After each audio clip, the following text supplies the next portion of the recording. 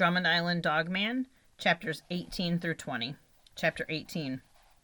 The beast watched from the shadows. His hunger had been quenched hours earlier in the pre-dawn gloom when he discovered a dumpster behind a restaurant that had been filled with food scraps from the previous day.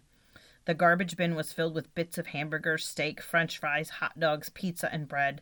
An easy, delicious meal, although he'd had to remain watchful, careful to remain out of sight, careful that he wasn't spotted, afraid of making any noise. He didn't want to bring attention to himself, as that would only mean trouble. Stealth and surprise were his allies. In the darkness before the dawn, he'd been able to gorge on the morsels until he was filled. But soon he knew his hunger would return. It always did, and always would. Such was the way of life for man and beast, and he was both. Now as the sun rose from the east and chased away the ghost shadows of night, the huge beast crouched low to the ground on all fours, watching motionless from the forest. Children passed by on the road along with those infernal, smelly metal machines that made such maddening noise. Around him the birds of the forest awakened and talked with one another. Although he could not understand what they were saying, he knew the birds did not fear him, nor was he ever a threat to them. They went about their morning rituals as they did every day, along with every other creature in the forest, and even the humans in their box-like dens. There were patterns to life, and in these patterns, familiarity. And the beast grew to know these patterns and became familiar with them himself. He knew more about humans than they knew about themselves, and that made him all the more cunning and wary.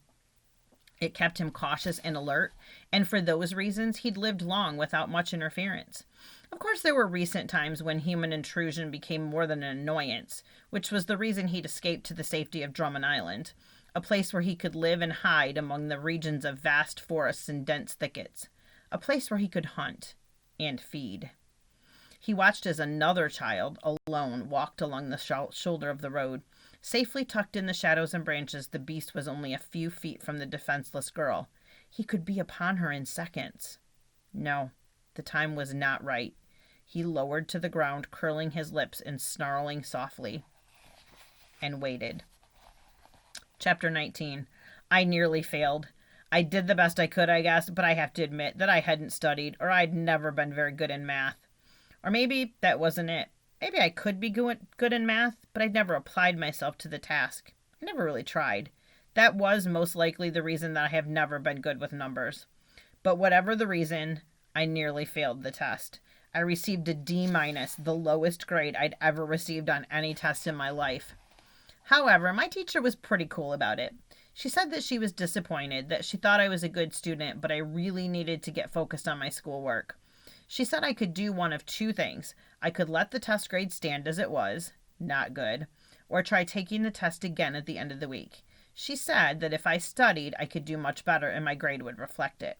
And she said she would throw out the D- as though it never happened.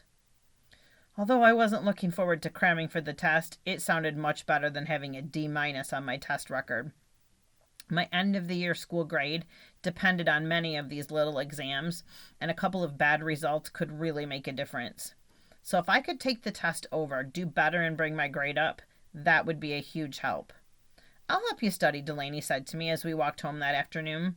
The sun was shining and the day was warm. So warm, in fact, that I didn't need my coat.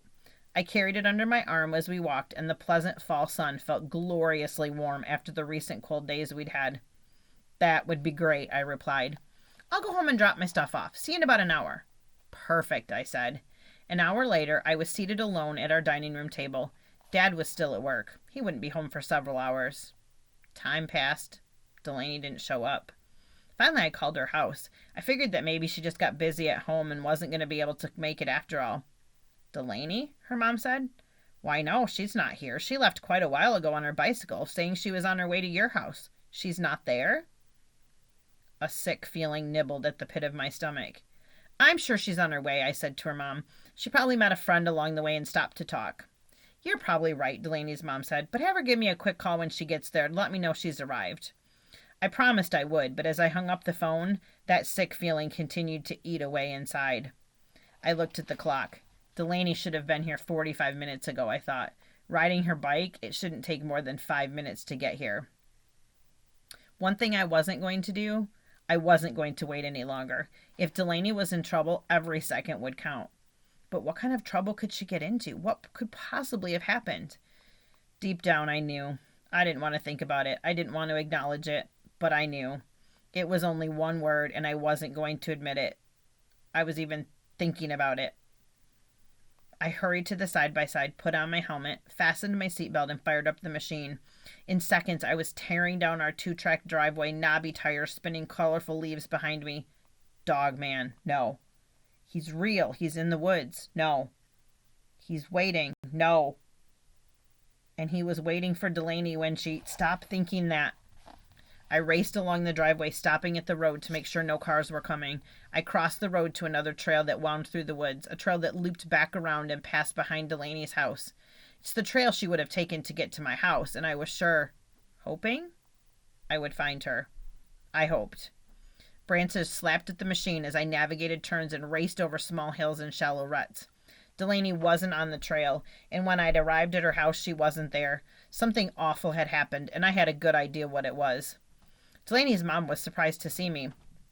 When she opened the door and I told her there was still no sign of her daughter, she gasped and turned rushing across the living room. "I'll call the police," she said, and she reached for the phone. Things were bad already, and I knew now that the police would be involved. Things were going to get much, much worse. Chapter 20. Just as Delaney's mom grabbed the phone, it rang. Without even looking at the caller ID on the handset, she answered, pressing the receiver to her ear. "Hello?" she said. The word was quick, and I could hear the tension in her voice. Then the sudden relief in her face told me everything I needed to know. "You're where? At the library?" She paused and listened. "Jackson is here. You should have called earlier. We were worried sick. I was just about to call the police." The conversation didn't last long. Delaney's mom finally hung up the phone and gave me a weak smile. "She'll be right here," she said. "She told me to tell you not to go anywhere. She said she found out some information about Dogman." "At the library?" I asked. Mrs. Granger nodded. "That's what she said. She said she found out a bunch of things there. She sounded pretty excited. Would you like some lemonade while you wait?" I did, and I sat on their couch and sipped while I waited for Delaney. Before I finished the drink, she burst through the door, surprising both her mother and myself. "He's really real," she said, waving a handful of papers. "It's right here. I made copies." "Copies of what?" I asked. For the next hour, Delaney and I went over the papers she'd copied at the library. Mostly they were old newspaper clippings, stories of Dogman sightings, and even a few blurry photos. What she'd found was fascinating. "You know," Delaney's mom said to us as she came into the dining room. We'd spread the papers across the table, and it was completely covered. "That story was going around when I was a little girl growing up in Reed City in the Lower Peninsula. We heard all sorts of crazy stories about Dogman." "Were any of them true?" Delaney asked. Her mother shrugged. "Who knows?" she replied. "Mostly they were just fun stories to tell around the campfire. I don't think any of us gave any thought to the idea that they might be true. But I remember being scared out of my mind a few times. When I was 8 or 9, there were more than a few times I had to spend the night in my parents' bedroom. I kept having nightmares about Dogman." Delaney's mom left the living room. "Oh," I said, nearly shouting, "Elmer's forgot to tell you about the scratches." Lines appeared on Delaney's forehead as she frowned. "Scratches?" "Yeah," I said. "When I went to check on hops this morning, there were deep scratches on the shed door. Whatever made them was big, and I don't think it was a bear." "Can I see?" Delaney asked. I glanced at the clock. "Up to you," I said. "What time do you have dinner?" "When I get back from your house," Delaney said smartly. Then she turned and called out, "Mom, can I go over to Jackson's house? I'll be home around midnight." "Midnight?" I thought. "Absolutely not," her mother hollered from back in another room in the house. "It's a school night." "Can I go for an hour? I can make dinner for myself when I get back." "That's more like it," her mother called back. "There's some of last night's chicken in the fridge." Delaney smiled. "Works every time," she said with a wink. 5 minutes later, we were in the side-by-side, bouncing over ruts and bumps, winding along the trail that made its way through the forest, across Town Line Road and to my house. And all the while, it never occurred to us at that very moment, something might have been watching us from the forest.